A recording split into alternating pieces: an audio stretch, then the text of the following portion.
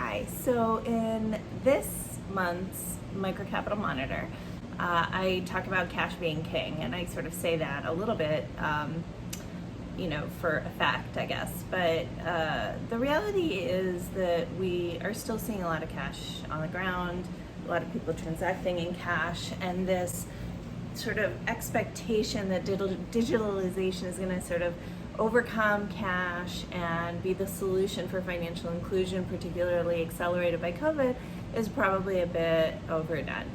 And why is this important to me? Because we certainly don't want to be designing products, policies, interventions around this expectation if it's not actually going to come to fruition and people will be left out.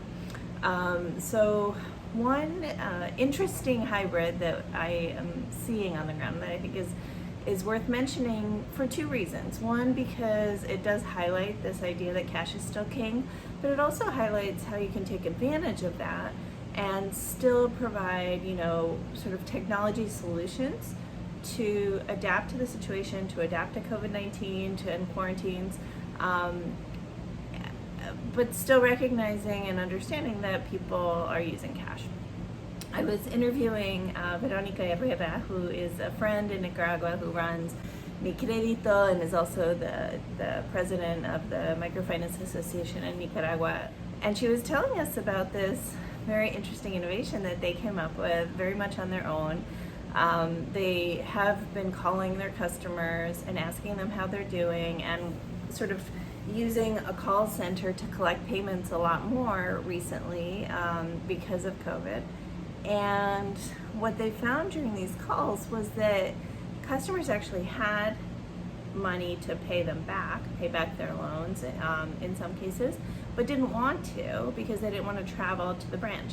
And so, they were sort of sitting around brainstorming, trying to figure out how to solve this, and a pizza delivery arrived. They pay the guy in cash.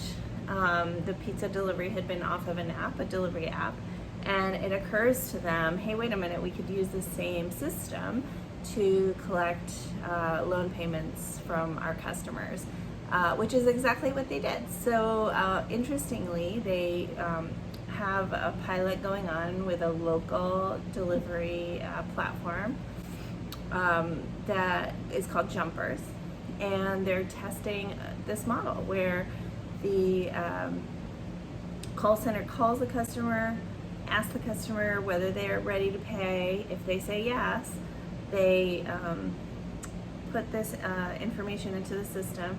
One of the drivers sees the information on his app, goes to collect the money, takes it down to the branch.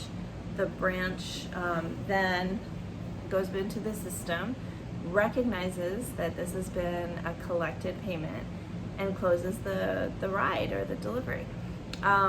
So this has all been sort of integrated on the back end as part of the pilot, and if it goes well, they want to expand to other MFIs, well, internally first and then to other MFIs in the country.